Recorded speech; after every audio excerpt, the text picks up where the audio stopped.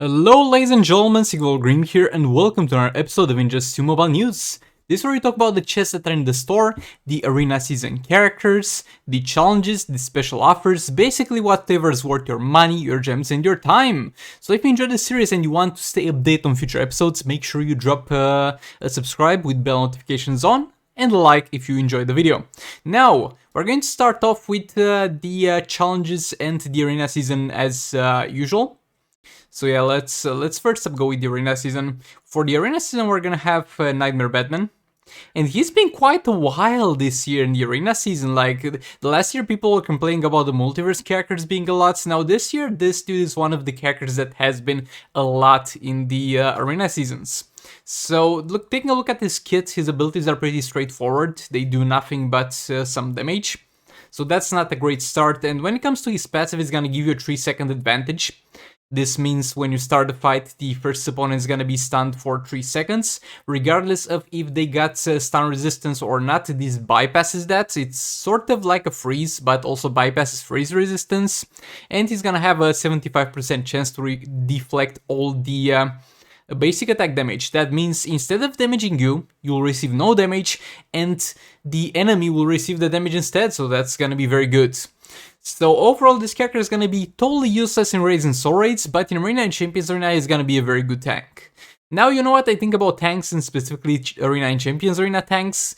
They are not really needed. While they are great, they are not really needed. This dude is gonna be great for Champions Arena defensive team specifically, so you could farm him for that reason, and definitely farm him, but do not gem refresh, because I don't think he really makes the cuts to be worth the gem refresh.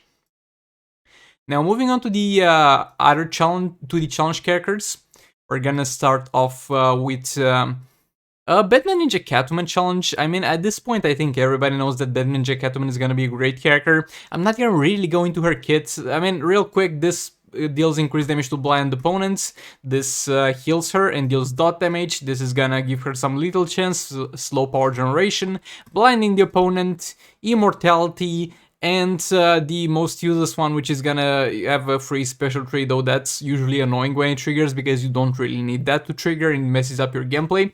But overall, great character, one of the absolute best damage dealers in the game, so farm as much of it as you can. Now the other character is gonna be Starfire. So Starfire is gonna have a passive that's going to pretty much heal your character after the enemy uses a special, and healing is gonna be kind of a mirror of how many power bars they have. The more costly a special is, the more heal she will receive, that making her an amazing tank, and you can get some crazy outcomes out of her in Arena and Champions Arena. But other than that, she doesn't do yet again much in raids and soul raids, just an Arena and Champions Arena character, so definitely farm her if you want Starfire. She's not gonna be a mandatory character, but you can farm her, but definitely do not gem refresh for her because she's not really gonna be worth it. Okay, that's it for the challenges. Now moving on to the store section. I have some interesting things here. So first up, the League of Anarchy Team Gear chest. So League of Anarchy gear is gonna be acquirable from League Raids. You're gonna be able to fully gear up your Entangling Poison Ivy and Lasso of Joker from League Raids. They are also going to have a challenge in theory, though that's not the most reliable thing because it usually comes very, very rarely around, and when it comes around, it's gonna be like, oh, they brought that back, nobody expected that. But you can, in time, acquire their gear. Now, for Heartbreak Harley Quinn, it's a different thing. I mean, her gear drops in from League Raids as well, but she's gonna have a significantly lower chance to drop the gears. So that's not gonna be great, and she doesn't have a challenge. Her gears were this year for Valentine's Day event in the Arena store, up for grabs. But if you missed that, you either wait for next year of Valentine's Day, and even then it's not guaranteed they're gonna do that event again. So if you're missing gears for all the League of Anarchy characters, this chest is gonna be great for you.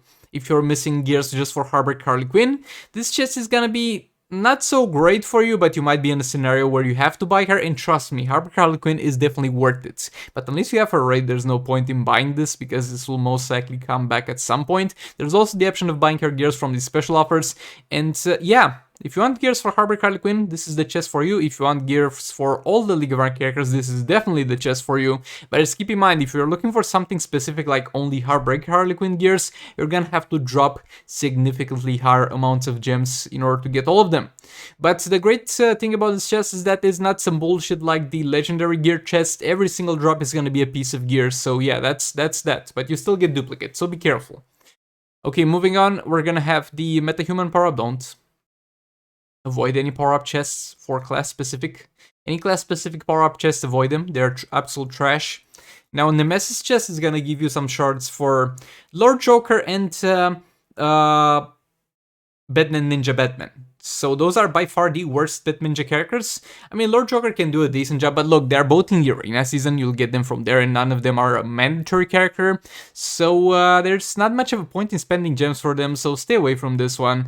And look, even if you get them, even for a new player, because we have over here 2 premium chests, and if you're like in the first 1 or 2 weeks of playing the game, you'll get either the hero chest, one of the premium chests, or a chest that's close to that amount. So there's the option of buying this over the premium chest, but for this chest, no.